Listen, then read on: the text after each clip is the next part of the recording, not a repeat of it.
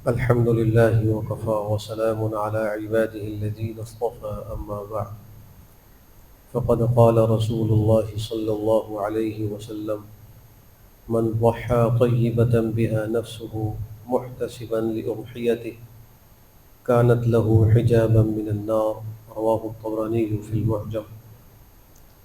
نبی کریم صلی اللہ علیہ وآلہ وسلم نے ارشاد فرمایا، جس نے خوش دلی کے ساتھ اجر و ثواب کی نیت سے قربانی کی تو وہ قربانی کا جانور اس کے لیے جہنم سے حجاب بن جاتا ہے۔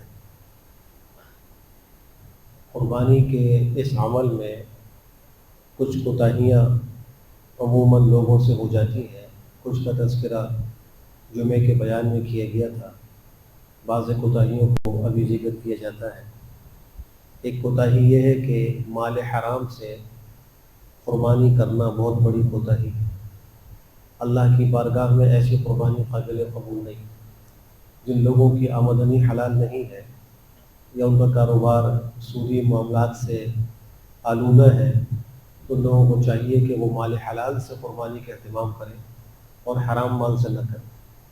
ایسے ہی کوئی رشوت لیتا ہے یا کوئی ملاوٹ کر کے چیزوں کو فروخت کر رہا ہے یا دھوکہ دے کے تجارت کر رہا ہے، تو یہ سب آمدنیاں ناجائز ہیں۔ اس مال سے قربانی کرنا یہ ایک مذاق ہے قربانی کے ساتھ۔ اللہ کی بارگاہ میں وہ مال قبول ہوتا ہے جو حلال ہے۔ ایک کوتاہی یہ ہے کہ ایک آدمی کو اللہ نے وسعت دی ہے اور اپنی وسعت کے مطابق وہ اچھی قربانی کر سکتا ہے، لیکن وہ اپنی حیثیت سے کم قربانی کرتا ہے، وہ یا اپنے سر سے ایک فریضہ اتارنے کے لیے بس کوئی بھی اس کو چھوٹی موٹی قربانی مل جائے وہ کر لیتا ہے، تو یہ بھی کوتاہی ہے اور قربانی کے اندر کمی ہے۔ حدیث شریف میں آتا ہے کہ نبی کریم صلی اللہ علیہ وآلہ وسلم قربانی کا ارادہ کرتے تو کیسا مینڈا لیتے تھے، اس کی صفات ذکر کی گئی ہیں۔ ابن ماجہ کی روایت ہے، نمبر 1 عظیمین، نمبر 2 سمینین، نمبر 3 املحین، نمبر 4 موجوعین، نمبر 5 اقرنین۔ یہ 5 صفات والا مینڈا آپ جو ہے ذبح کیا کرتے تھے۔ پہلی صفت کا معنی یہ ہے کہ وہ بہت بڑا ہوگا، بڑا جانور لیتے تھے۔ دوسری صفت کا مطلب یہ ہے کہ موٹا تازہ ہوگا، کمزور نہیں ہوگا۔ تیسری صفت املحین کہ وہ چت کبرے رنگ کا تھا۔ چوتھی صفت یہ کہ اقرنین وہ سینگ والا ہوتا تھا، اور پانچویں صفت یہ ذکر فرمائی کہ موضوعین وہ خصی ہوتا۔ تو اس سے معلوم یہ ہوا کہ اگر کسی کو اچھا جانور قربان کرنے کی طاقت ہے تو وہ ضرور اچھے جانور کا اہتمام کرے۔ یہ خوش دلی سے قربانی کرنے میں داخل ہے۔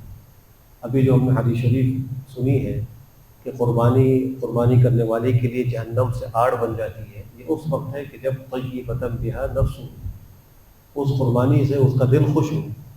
اگر تنگ دلی سے کر رہا ہے، جان چھڑانے کے لیے کر رہا ہے، بہت سے لوگ فرائض و واجبات کی ادائیگی میں ایک بوجھ محسوس کرتے ہیں، زکوٰۃ دیتے وقت دل بڑا تنگ ہو رہا ہوتا ہے، حالانکہ اس وقت نفس کو سمجھانا چاہیے کہ مال کا حق ہے، دینا لازم ہے۔ ایسے قربانی کرتے وقت اچھی قربانی لے سکتا ہے لیکن کمزور لے رہا ہے، اچھی لیتے وہ دل تنگ ہو رہا ہے کہ زیادہ پیسے لیں گے۔ وہ شکوہ کرتے ہیں آج کل ریٹ بہت بڑھ گئے ہیں، تو اگر کسی کو اللہ نے بڑے ہوئے ریٹ کے ساتھ اچھی قربانی لینے کی وسعت دی ہے تو اس کو اچھی قربانی کرنی چاہیے۔ ایسے ہی ایک کمی کوتاہی یہ ہے کہ کچھ لوگ نام و نمود اور شہرت کے لیے قربانی کرتے ہیں، بڑا جانور لاتے ہیں یا زیادہ جانور لے کر آتے ہیں اور پھر دکھانے کے لیے باقاعدہ انتظام کیا ہوتا ہے اور اوقات اس میں طے کیے ہوتے ہیں، اس کو لوگ دیکھنے کے لیے آتے ہیں۔ تو یہ نام و نمود کی نیت سے جو قربانی ہوگی وہ بھی اللہ کی بارگاہ میں قبول نہیں۔ لیکن اگر کسی نے اچھی قربانی لی ہے اور اس کی نیت اللہ کو راضی کرنا ہے، اب خود لوگ آ جاتے ہیں دیکھنے کے لیے، بہت سے لوگوں کو تلاش ہوتی ہے اچھے جانور دیکھنے کی، تو اس طرح تو وہ گنہگار نہیں ہوگا اگر اس کی نیت نام و نمود کی نہیں ہے۔ ریاکاری نام و نمود سے ہوتی ہے، نیت سے ہوتی ہے، وہ بغیر نیت کے نہیں ہوتی۔ تو اپنی نیت کو ٹٹولنا ہے اور بار بار اس کو محاسبہ کرتا رہے کہ میں اللہ کو راضی کرنے کے لیے قربانی کر رہا ہوں، تو پھر انشاءاللہ اس کو ریاکاری سے بچت نصیب ہو جائے گی۔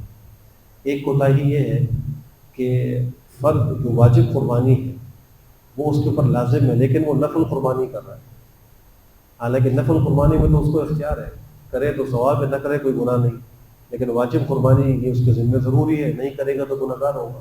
اس چیز کو چاہیے کہ پہلے اپنی واجب قربانی ادا کرے، اس کے بعد اگر اللہ نے طاقت دی تو نفل بھی کرے۔ نبی کریم صلی اللہ علیہ وآلہ وسلم کو ثواب پہنچانے کے لیے قربانی کریں۔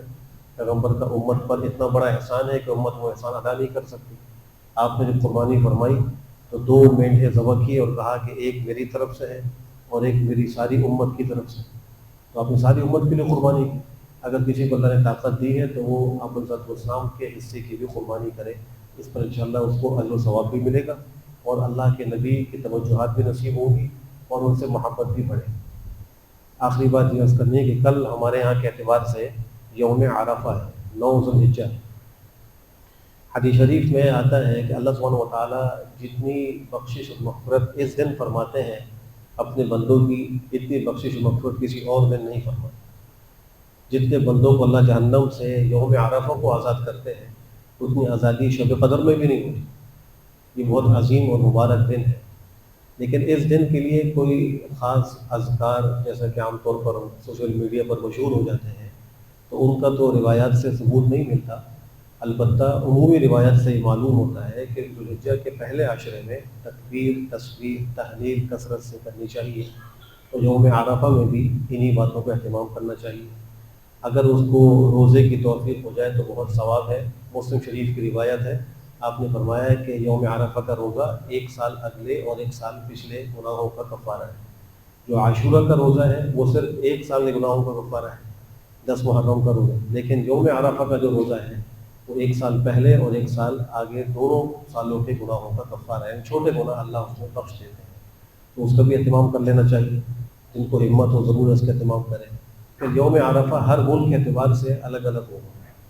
آج سعودی عرب میں اور ان ممالک میں جہاں ہم سے 1 دن پہلے چاند ہوا یوم عرفہ ہے، اور ہمارے ہاں جو ہے وہ کل اتوار کے دن انشاءاللہ یوم عرفہ ہوگا، تو اس کا بھی ضرور اہتمام کر لیجیے۔ اللہ سبحانہ و تعالیٰ ہم سب کو بہتر عمل کی توفیق نصیب فرمائے۔ الحمدللہ۔